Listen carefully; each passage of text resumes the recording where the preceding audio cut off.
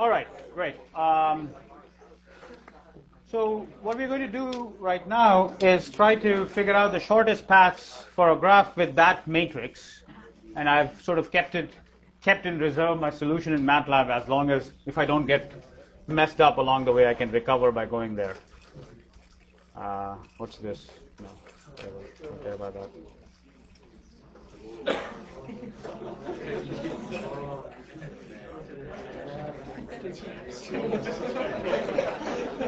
Okay, so here's the situation. Could we settle down, please? This matrix gives you the cost Cij,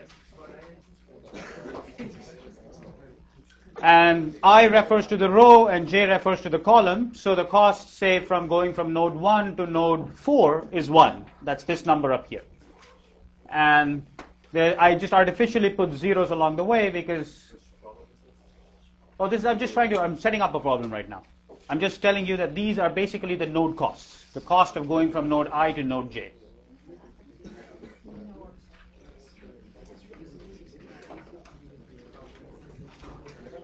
From I to j, the total number of nodes in my graph n is equal to 6.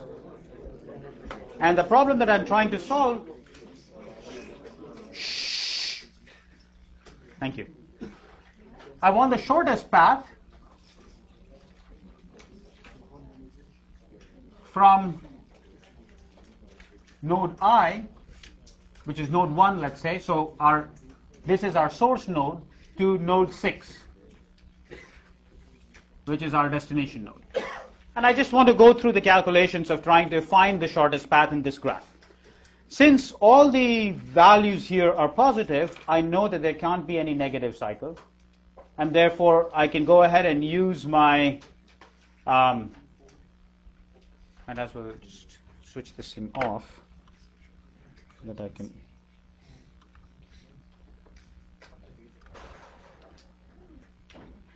Okay, push this thing up and use the entire board. So I can use my iteration that I know because there are going to be no negative cycles. So what was the recursion that we were using? We were using this recursion. Vt of k is equal to the minimum of Cik plus Vt minus 1 of I, where I takes values 1, 2, up through n. And what is Vtk? Vtk is defined to be the shortest path from node 1, because that's S, to node k using t or fewer edges.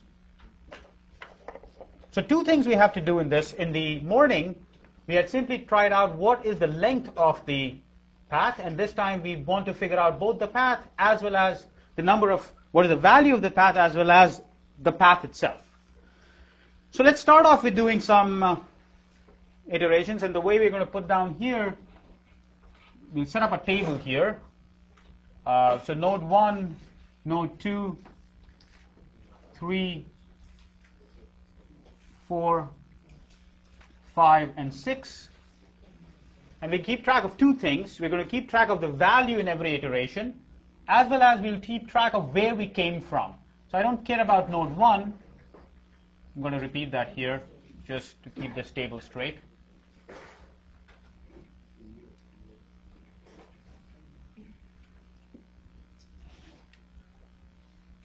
So on this first part, we're going to keep track of Vtk. And in this side, we'll keep track of the optimum node. And what do I mean by optimum node? I mean, in this minimization, what is the I? So I star that achieves minimum. That tells me where I'm going to come from in the shortest path. I need to keep track of that because just as in the first example that we saw this particular I star will tell me how to recover the path. Like in that example, we found out what is the decisions and we went backwards. Similarly, we're going to do here. Okay. Just to make our slide simpler, I'm going to start with t is equal to 0. So what is the I have to start this recursion somewhere, and the easiest way to start this recursion is to start with t equal to 0. T equal to 0 does not really have any meaning here. And what is the shortest path going from 1 to every other node using 0 edges? What would be the values of all of this? Just by convention, what do you think would be the values that I would like to plug in there? So for 1, it'll be 0. What about for 2? What will be V0 of 2? Just as a convention, what do you think is the best thing to start off with? 0. So somebody suggested 0. Who was this gentleman? Okay, why 0? I thought you have 0 steps to reach 6 or so. You don't have 0 steps to go to 6, right? If you were told to go from 1 to 6 using 0 edges, what will be the cost of that path?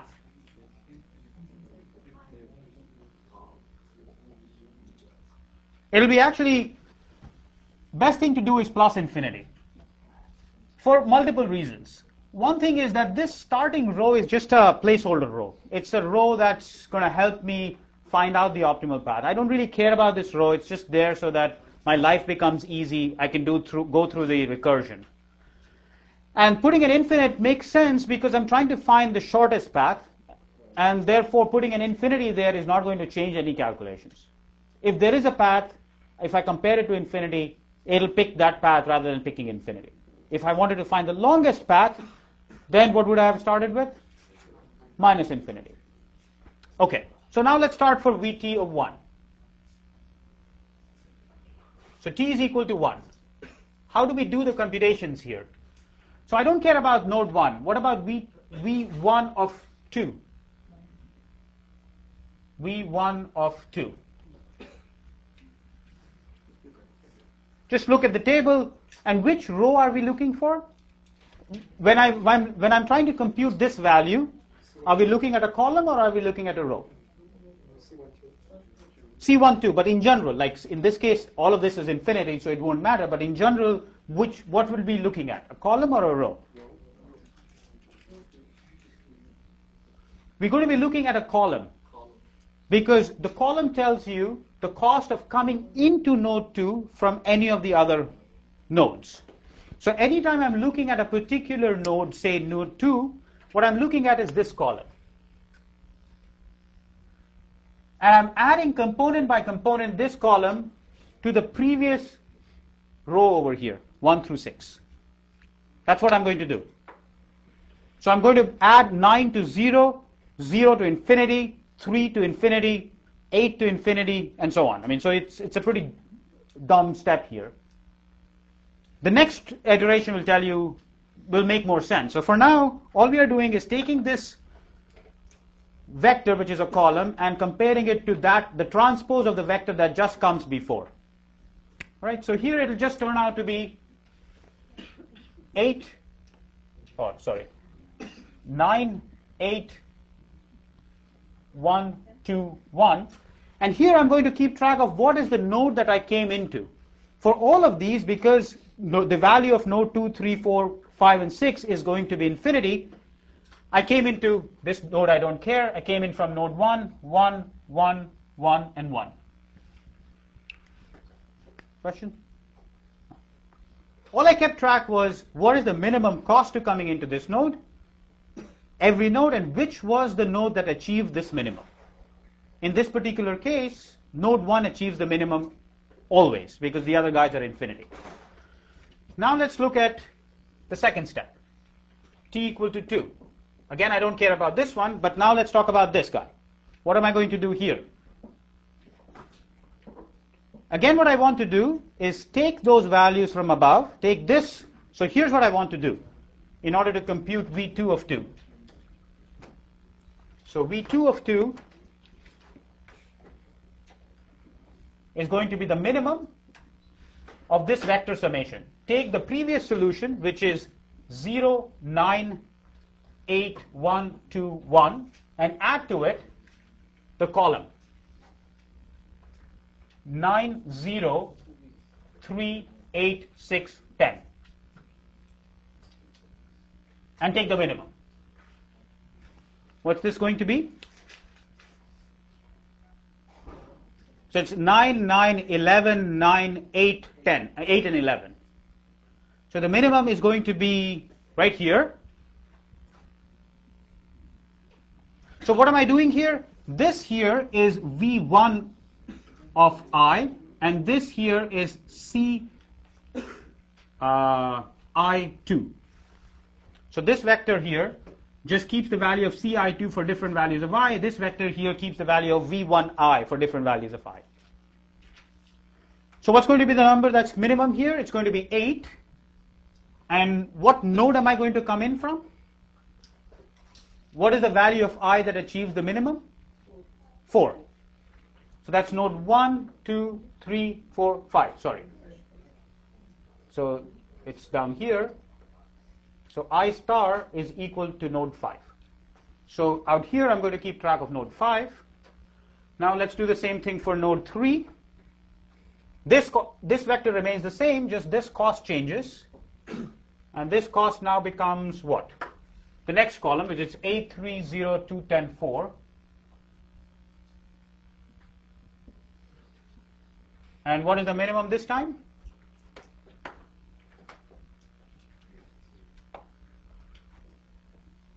So the minimum is over here. So the minimum value now becomes 3. And we came into this node from node 4. Right? To the next one.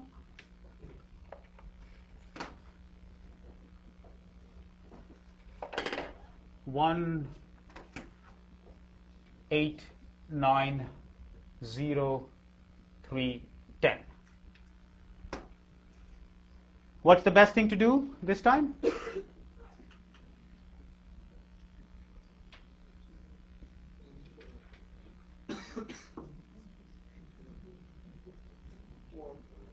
So it's either here or there, right? So those are the two that achieve minimum. So you just have to keep track of the fact that this 0 here that's sitting here is actually, this is an artificial one. That just is a placeholder to the fact that adding one more edge to this path is not going to help me. So what we're going to say is, we keep track of that by saying, look, if the number that's sitting up here is still optimum, we will not change it. Because the 0 that's here is simply saying that whatever was optimum at state 1 still remains optimum. You're not going to benefit by putting an extra edge in your path. Right? So you can keep track of that convention by saying that if the number that's sitting up here, that is a node that was optimum before, still remains optimum, I'm not going to shift it.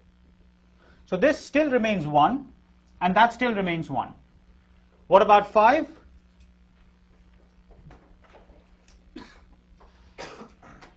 Again, we do the same calculations for the next column, which is 2, 10, 8, 9, 0, 5. 2, 10, 8, 9, 0, 5. It still remains the same cost 2 from node 1. This is still going to be 1 because everything is integer, so there's nothing, you can't go below 1. So that still remains optimum. Okay? Is this step clear? It's a pretty trivial calculation. I mean, the calculation of these shortest paths is actually pretty trivial. All you have to do is start from some convention that makes sense, and then all you're doing is taking the previous vector and adding it column by column to this matrix of C's, taking the minimum, finding the point at which this minimum was achieved, and constructed this. So what about t is equal to 3? I want to go through this calculation just once more to emphasize one point, and then we'll be done with that. So now what we do is, in the next stage, it's the same calculation again, except that this vector now changes. This vector changes to 830831221. And again, we go through the same calculation for the first column, which is 2. It's going to be 90386010.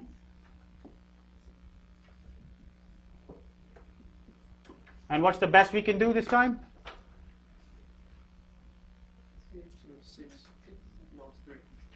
So there are 2 points where it's still optimum. This point is optimum, and that point is optimum. No? There's a 6, right? Oh, there's a 6 somewhere? Okay. That's why I trust MATLAB over my math. Okay, so this is optimum, and which is node 3. So this one drops down to 6, and its arrival node becomes 3.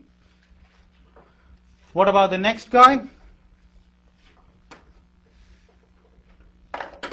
830.10.4. 2.10.4. 830.2.10.4. 302, 10, and 4. So what about this time? What is the minimum?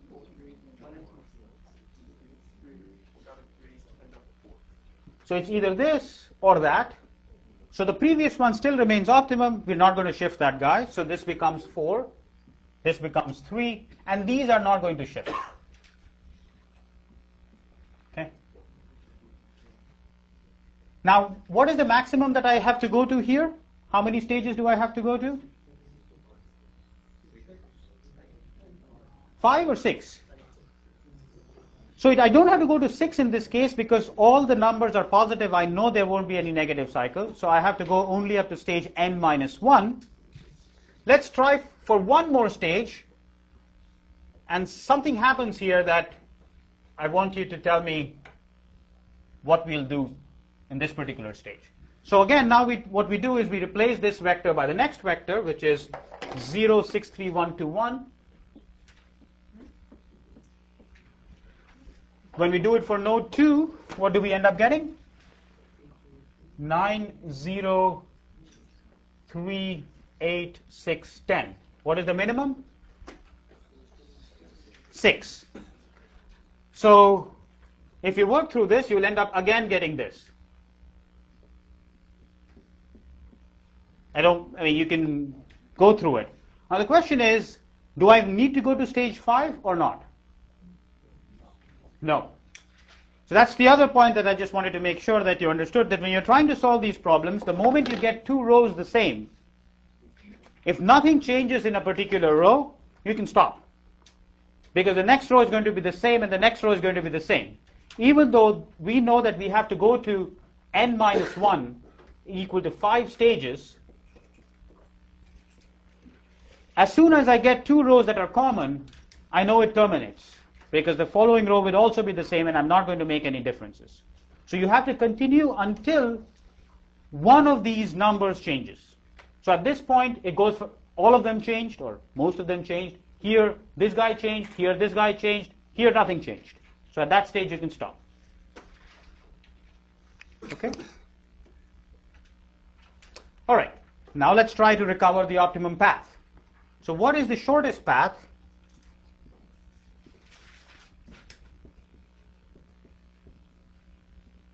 To say, in this particular case, we wanted to get to node 6, but we can get to all paths. So let's say we wanted to go to node 2.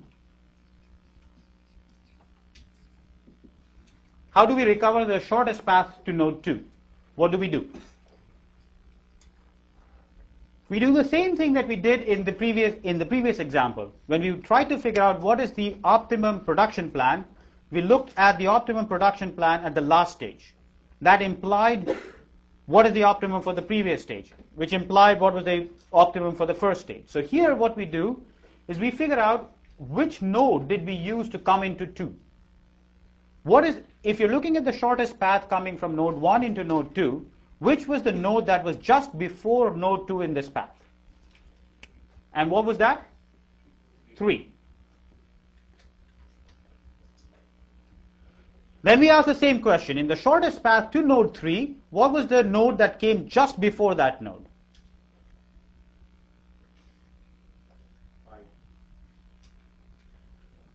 4. This is the node that's keeping track of, this particular column keeps track of which is the node that's coming into that. So node 4 was the one that came just before node 3. What about node 4? Which one came before? 1. So that's the optimum path. 1 to 4 to 3 to 2. And let's just double check for sanity's sake whether this makes sense. What is the cost of 1, 4? 1. What is the cost of 4, 3? 2. What is the cost of 3, 2? 3. So if you add them all up, you get 6. The optimum cost for going from node 1 to node 2. Right? Question?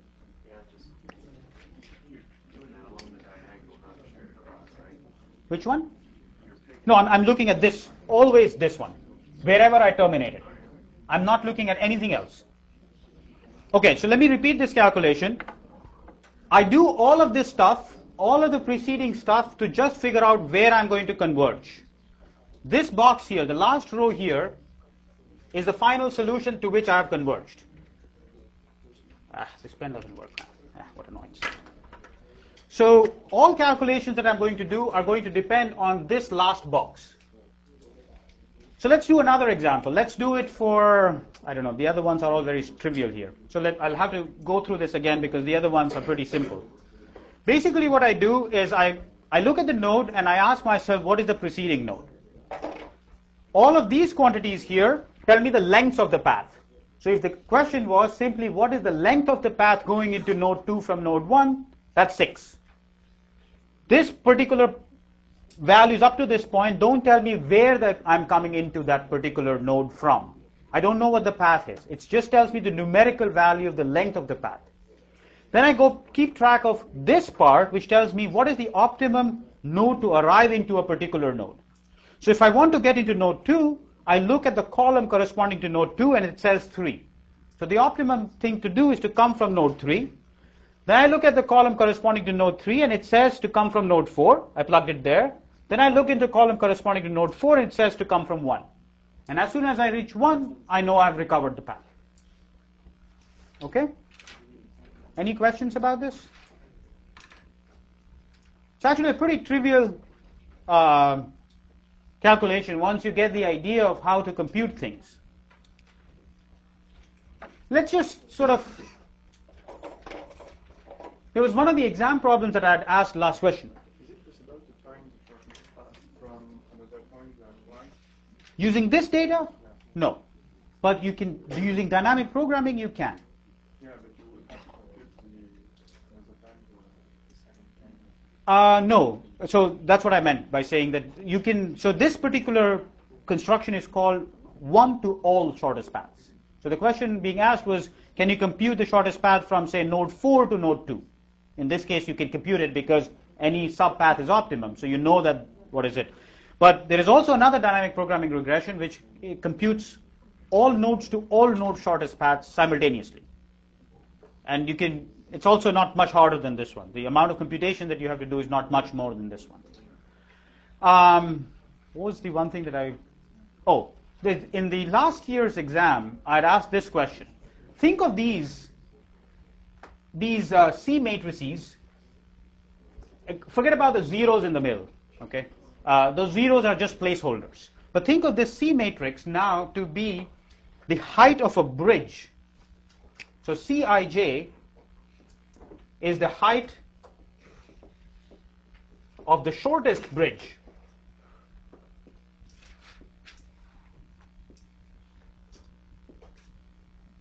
In the road or whatever, between I and J. So I and J are two cities. They are connected by some highway. Along that highway, there are a number of bridges. Bridges that go over the highway. So the highway doesn't go on the bridge. The highway goes underneath the bridge. And Cij is the height of the shortest bridge in terms of height along that highway. And what you want to do is send trucks from one point to another, and the height of that truck is limited by this quantity. So the tallest truck that you can send from I to J, say from node 2 to node 4, is of height 10 feet, whatever, 10 is some unit, right? And what I want to do is from node 1, find the path that goes into, say, node 2 that has the highest, that will allow me to send the highest truck. The tallest truck. Okay? So what will be the recursion in this particular case? How would we find the recursion? So the problem now is I want to send, so instead of the shortest path, now I want to find out the path from node 1 to node 6, or node 2 rather, that allows the tallest truck.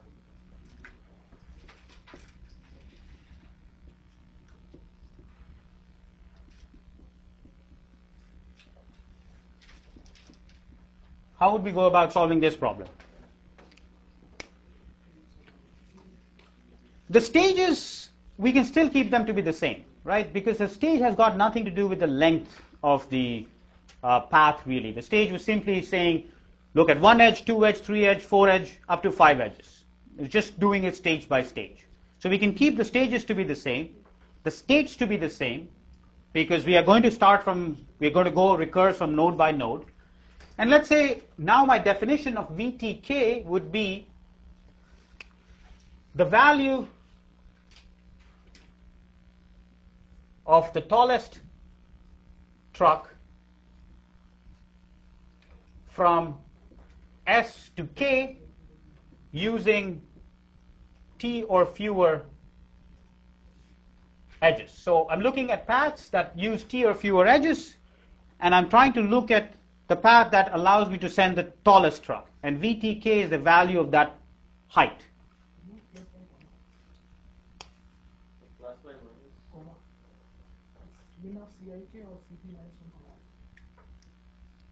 CT minus 1 or VT minus 1. So does everybody see what's going to happen to the recursion here? So here, when I'm looking at length, things add up. When I'm looking at the height along a path, what is going to happen? What's going to dominate? The shortest of the minimum. The minimum of them. So what's going to happen? What will be the recursion over here? So so what I want to now find out is that if I know what Vt minus 1i is for all of them, how do I compute this? So if I come from node I into node K, then what is the value, what is the highest or the tallest truck that I can send along that path? It's the minimum of Cik. This is the bridge direct path between I and K, the bridge height there, and the smallest height all the way up to I, right? So Vt minus 1i tells me the tallest truck that I can send from node 1 to node I. This tells me what is the tallest truck that I can send from node I to node K. The minimum of these two quantities tells me the height of the truck that I can send from node 1 to node K using T or fewer edges. And what I do is take the maximum of this over all I, taking values 1, 2, up through n. All right? So in this convention, that zeros that I have along the way, what do I have to replace it by? Since I don't want to keep track, here I'm allowing all possible nodes, so I have to make some definition of what CII is. And what's CII going to be in this case?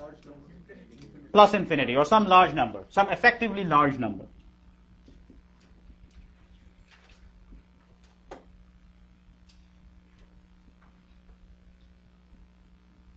Okay. And go through the same calculations again, except that the recursion has changed. In the first case, you were adding lengths. In the second case, you're taking minimum of two quantities. But as far as this table goes, you'll do the same kind of calculations. And as far as this construction goes, you will do the same thing. You will try to find out which is the I that's optimum in this recursion, plug it on the right-hand side there, and recover the path from there. Okay? So the point that I wanted to make is that when you're talking about paths and constructions, don't just think about lengths of paths. All kinds of weird stuff can be done. It's the only thing that you have to remember is that there must be some kind of a separation going on, that it's optimum to come to a particular point and then add an optimum bit to it.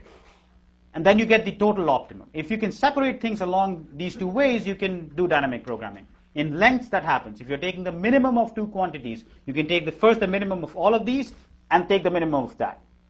So there is a separation, and that separation allows me to use dynamic programming. What's the meaning of max and meaning of C and V? So here there are two numbers which depend on I. So let's say this number is 14 and that number is, say, 2. Okay, for a particular value of I, the quantity, this minimum will be 2. But this number will depend on what I is.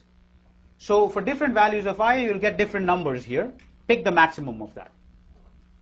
Because you're trying to push the biggest truck, but you have the choice from which node you're going to come. So if you come from node I, this minimum will tell you what is the truck you can send. But if you came from some other node, you can probably send a bigger truck. And therefore, you want to maximize that over I. Okay?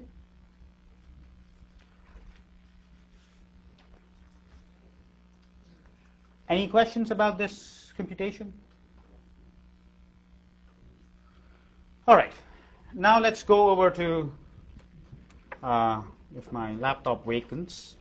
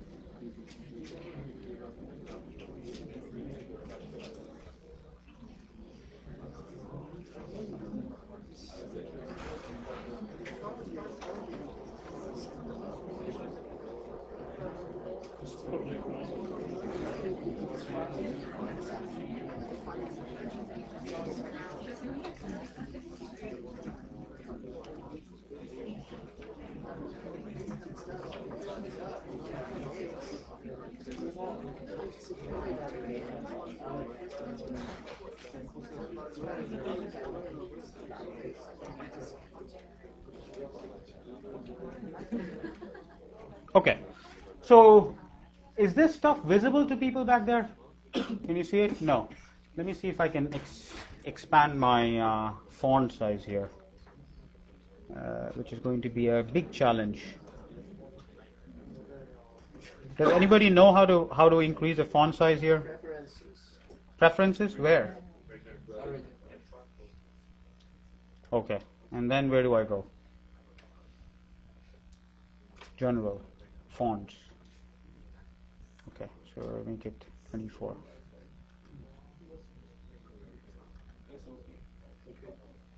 Oh, press OK. Wow. Okay, good.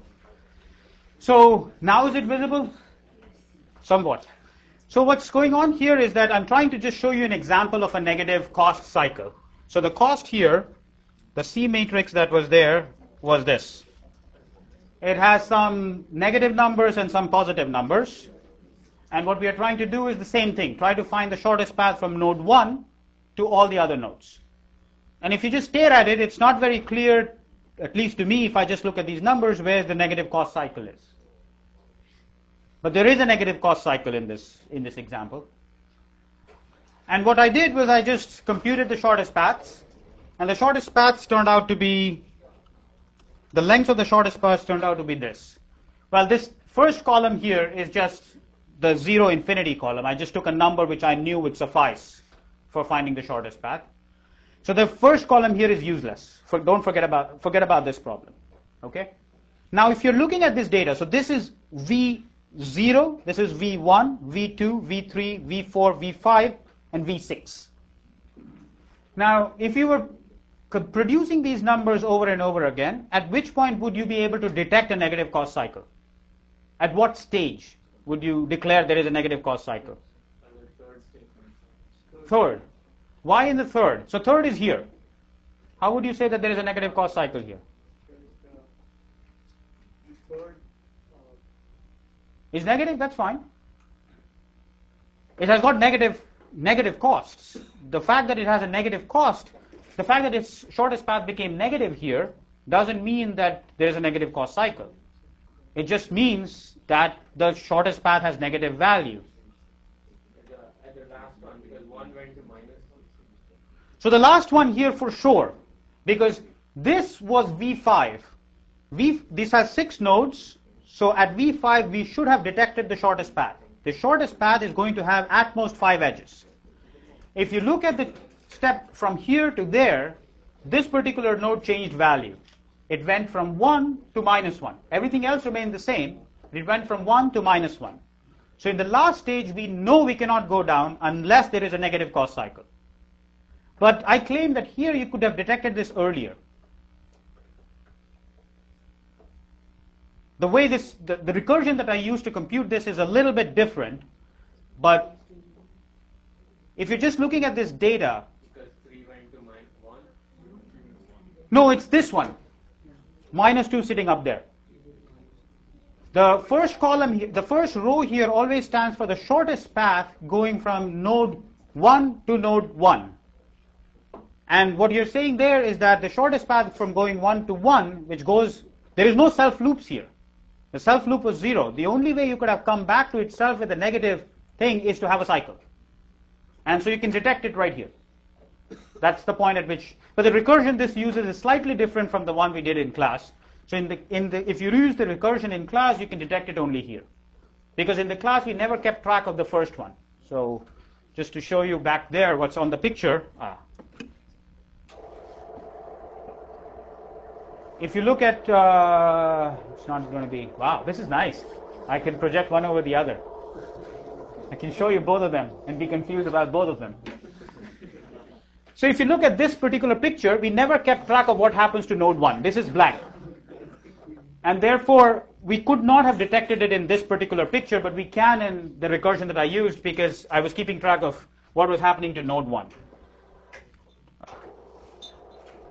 And why do I care about this negative cost cycle recognition and junk like that? It's because in the homework problem where you're trying to find arbitrage opportunities, you're basically trying to do something like this. Yes? Why in that version then, if you can reach 1 and -2, then you can reach a negative infinity too. Sure. Keeping the same loop. So why is that only -2? Oh, because the next cycle, it has got a certain cycle length. The next time you come over here, it took 5 edges for it to get the -2. If you continue this further, it'll become -4. Then it'll become -6. The more opportunities you give it to complete its cycle, it's going to find more and more negative. But it still needs to go that far. Remember, as we are going down here, we are constraining the number of edges in the path. So in order to go to -infinity, you need to have lots of edges.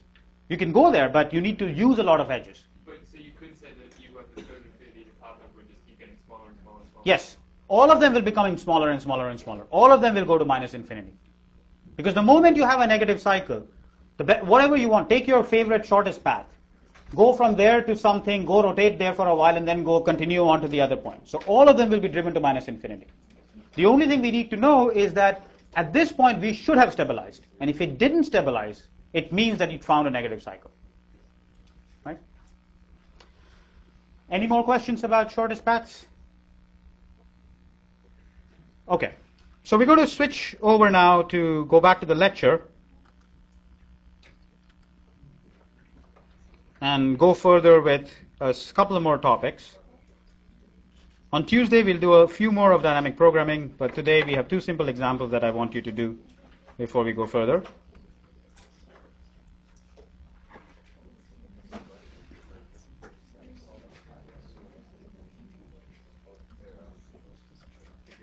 No, wrong one.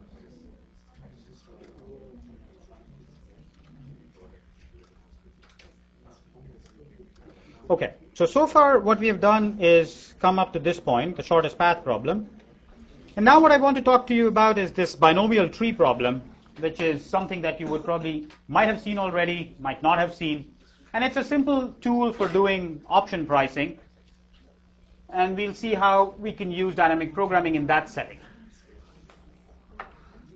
So what is a binomial model?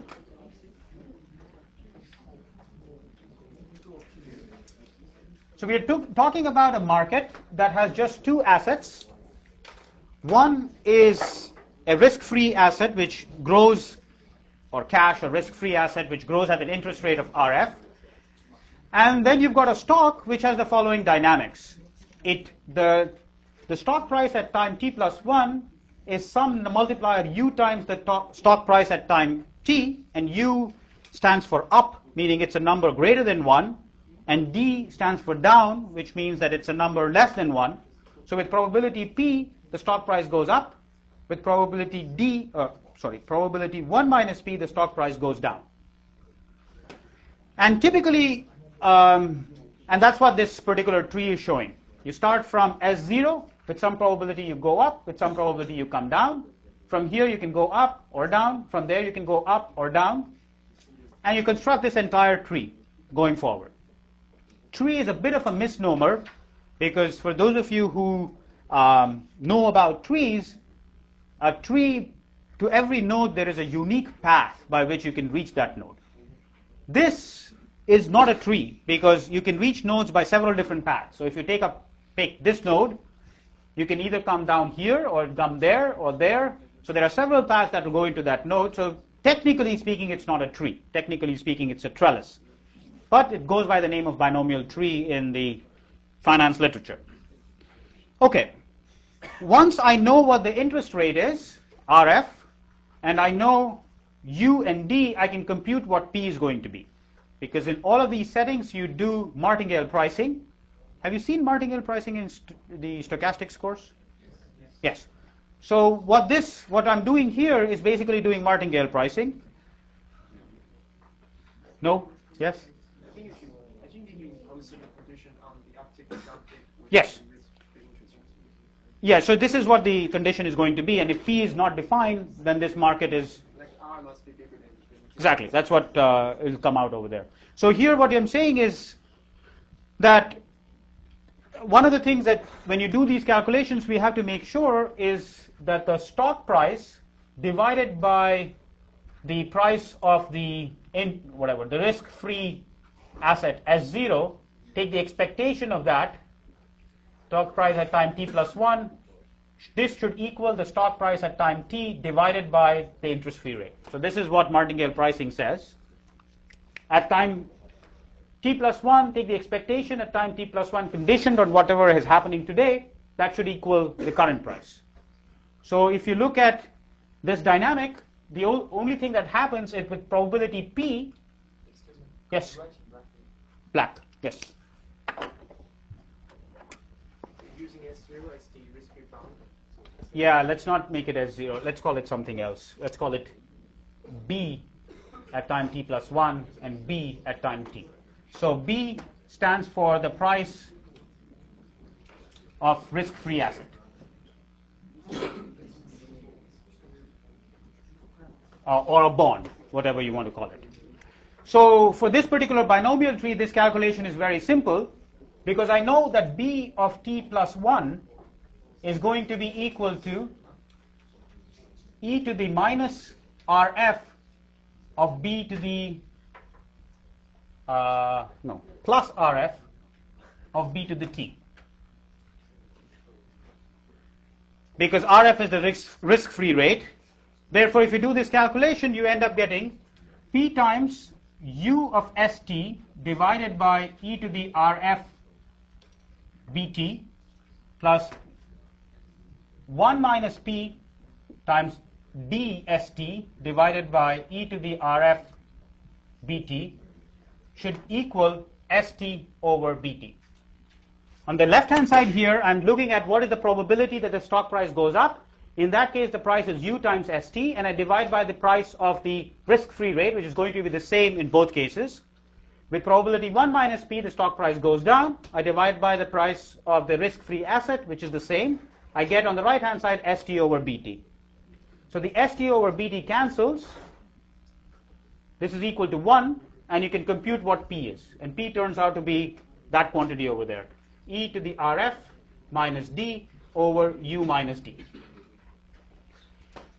That is the only value of the parameter P that can make this market an efficient market. That there exists a martingale measure that would make this market an efficient market.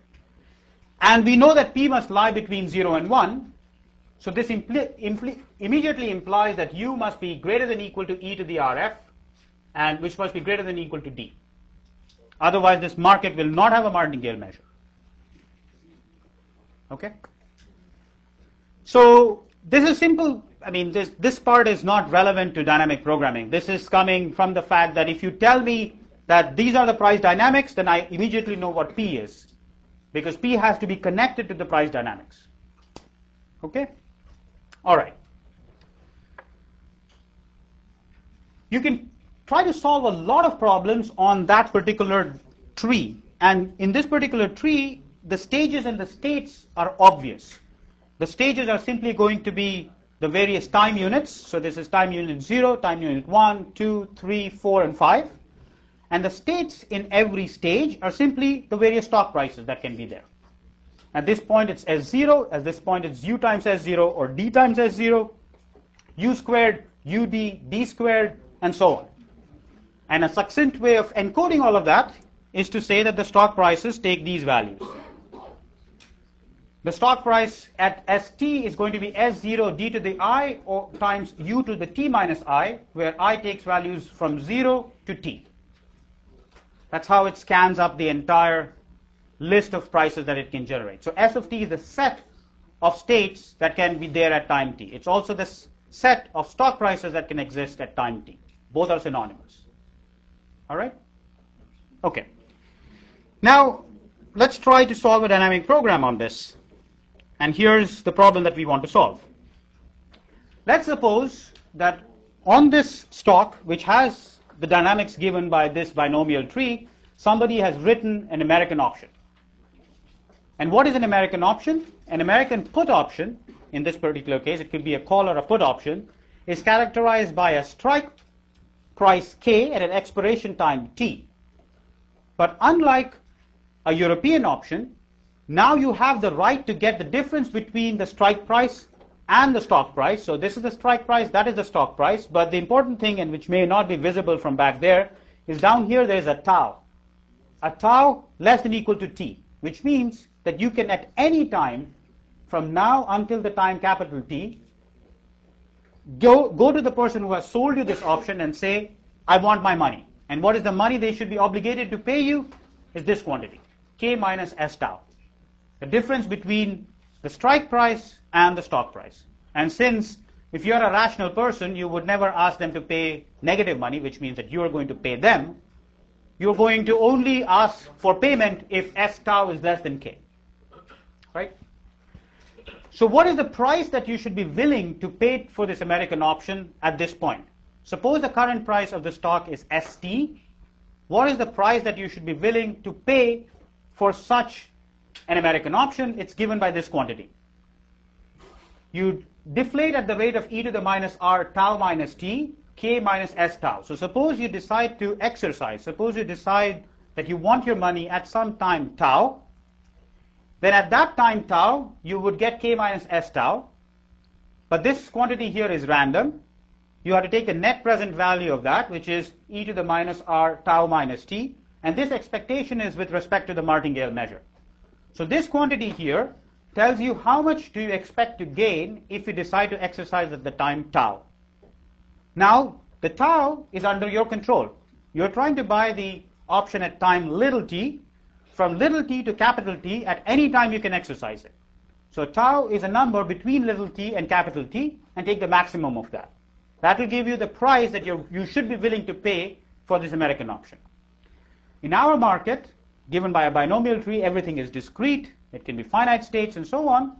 This problem is very simple, and there's no issues that happen here. But in general, when you're talking about continuous time, there are issues about what kind of times tau are allowed. You need to put some more stochastic properties on them. Have you guys seen stopping times already? Okay. So some of you say yes, and did I hear a no somewhere? So you need tau to be a stopping time. You can't allow tau to be any old time. But for the case where we are considering everything is discrete, everything is nice, this stopping time becomes a little too much of terminology for a simple thing saying you can exercise at any time greater than equal to t up to capital T. But in general, you have to worry about some more properties. And what we're going to do is solve it by dynamic programming. And here's a dynamic programming recursion. And what that recursion says is something very simple. What it says is that at time t, you're in some state, S.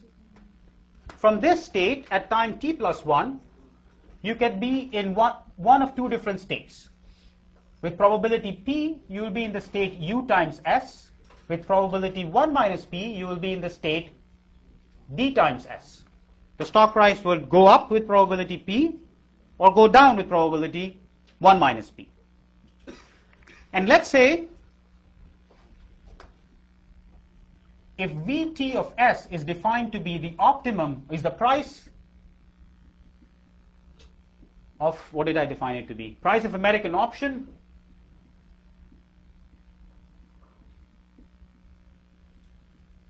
in stage T and state S. And if this is what the recursion is doing, how do I compute what that is going to do? I have only two options available to me. If I'm looking at this American option, only two things I can do. I'm trying to compute this maximum, right? I'm trying to figure out what is the maximum here. And if I'm sitting at time t, I can do one of two things. I could exercise right now, or I'll say that I'll exercise later. I don't know when I'm going to exercise, but I'm going to exercise later. If I exercise right now, then I end up getting k minus s positive part. This is the value of exercising right now.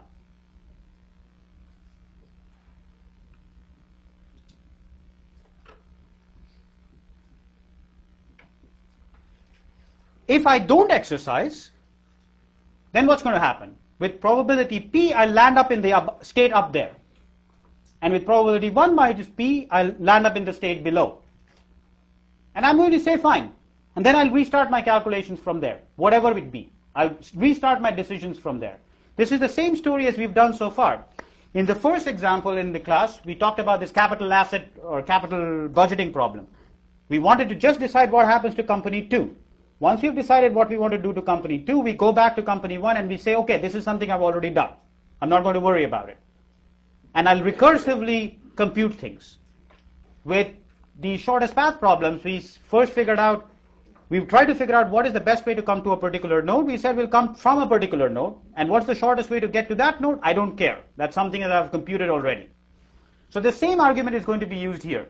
I want to decide what to do here. At this point, I can either exercise right now, in which case I get that. If I don't exercise right now, I move to either that state or that state. And I'm going to pretend that what to do from these two states is something that I have computed already. And therefore, what you end up getting is that Vt of s is going to be the maximum of two quantities. The maximum of exercising right now and the expected value that you are going to get from the states tomorrow, which is Vt plus 1 us plus 1 minus p Vt plus 1 ds. There must be, yeah, it's e to the minus r, which is put on the outside. So all of this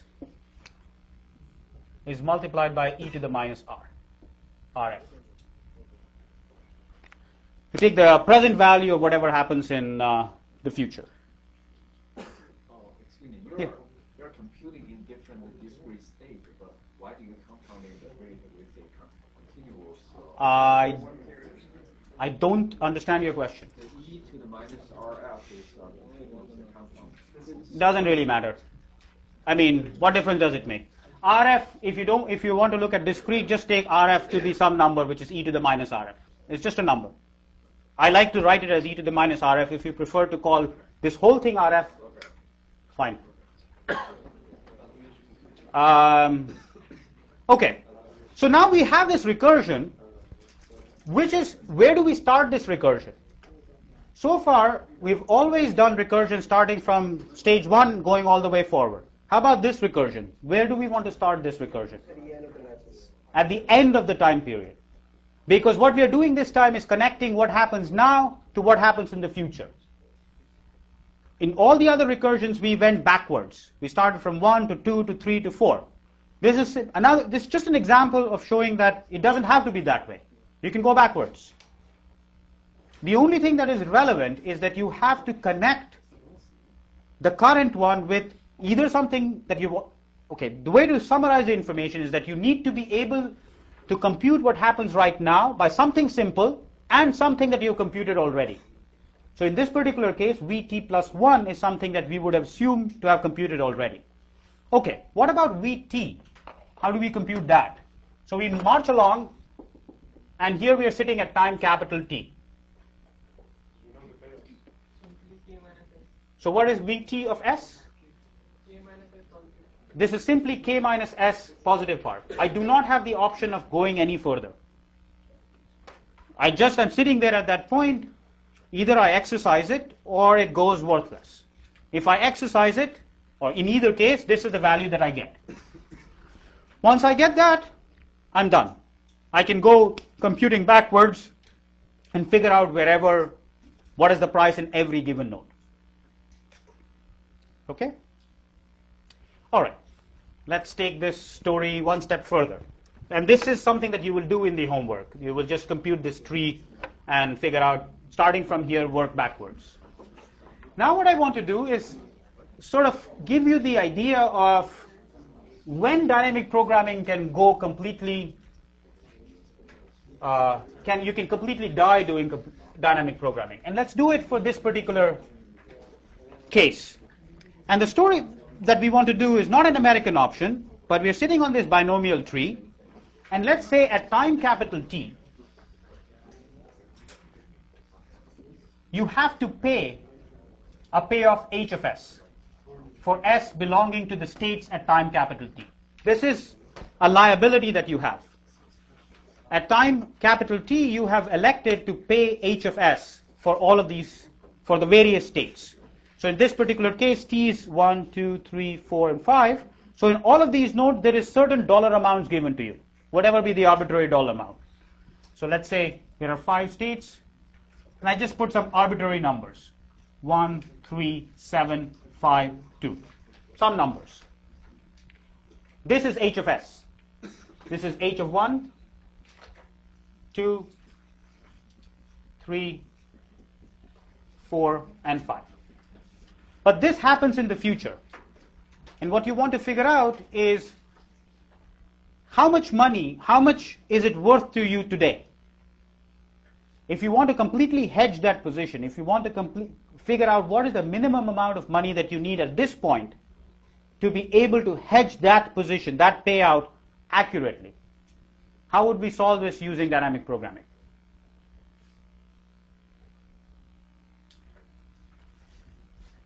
So the data is very simple. It's given by that structure.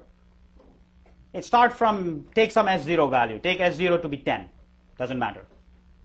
And take RF to be 0. Just to make everything simple, S0 is equal to 10. RF is equal to 0. U is 1.5, which is 3 over 2. And D is 2 over 3.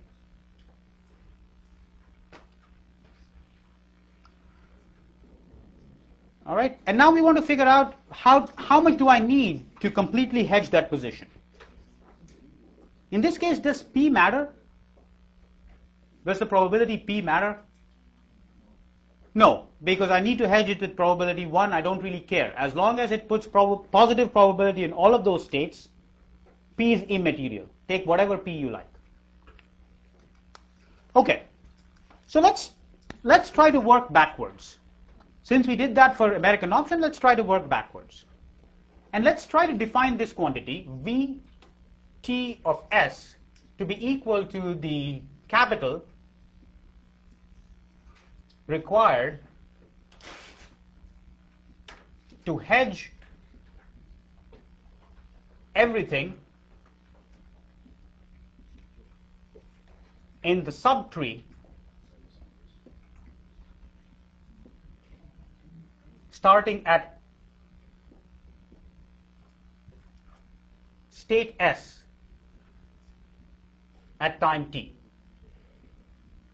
So what I'm saying is that suppose you're sitting in this particular node, right here. You're sitting at this node and you want to figure out how much money do you need to hedge the position. Suppose you have reached this node, you know that that state, and that state is impossible.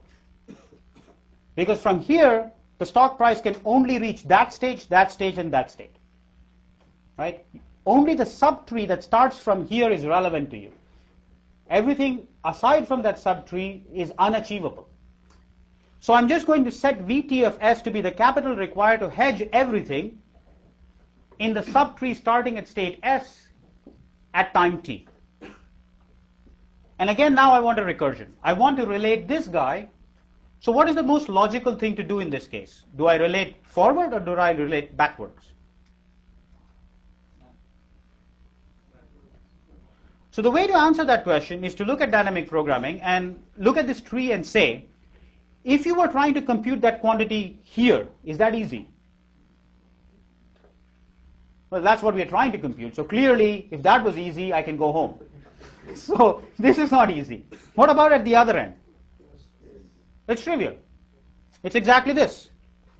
So therefore, I'm going to look at this quantity and try to connect it to something in the future.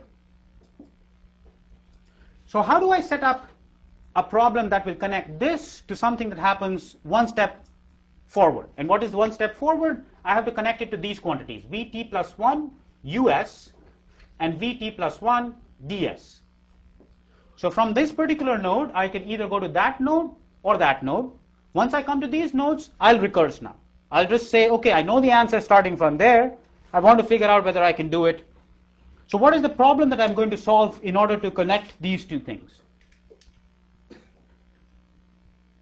We have to solve a little LP. I mean, it's not really an LP, but it's nicer to think in terms of an LP. So what do we have here? We've got a risk-free asset which pays an interest rate of 0, and then we've got this other stock that I can buy. And I know the current price of the stock, it's S. So if I want to hedge these two positions, because that's all I care about, if I can somehow manage to give you this much capital in that state, you can hedge forward from there. And if I can give you that much capital in this state, you can hedge forward from there. Because by definition, all I'm saying is that the quantity VTS is the amount of money I need here to hedge everything down here. So VT plus 1 of US is the money that I need here to hedge everything down below. So if I can somehow supply you that much money there, and the other quantity is the money that I require here to hedge everything below, and if I can supply you that much money there, then I'm done. Right? So what is the problem that I'm going to solve to do that? And at this particular state, what can I do? I can hold a position in stock, and I can hold some position in my risk-free asset. So what I'm going to do is the following. I'm going to minimize the position in the stock, for which I have to pay a price S, plus the position in the bond, for which, let's say, the price is 1, because it just pays nothing. So let's just put it to be 1, such that what happens? Theta 1, if I go to up state, now my stock price becomes US plus theta 2. This must be greater than equal to VT plus 1 US, and theta 1 times ds plus theta 2 must be greater than equal to Vt plus 1 ds, and theta 1, theta 2 free. Does everybody see where that LP is coming from? No. So what I'm saying is that you're sitting, let's draw a picture over here. So you're sitting at this particular state S, right? And you know from this state you can either go to this state, which is state US, or you can go to this state, which is state ds. This is at time t, and this is at time t plus 1.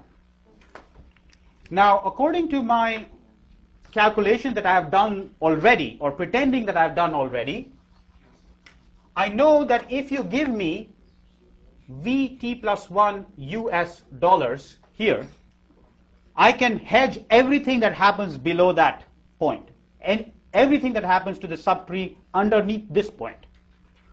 And I also know that if you give me VT plus 1 DS dollars in this state, then I can cover anything that happens below this node.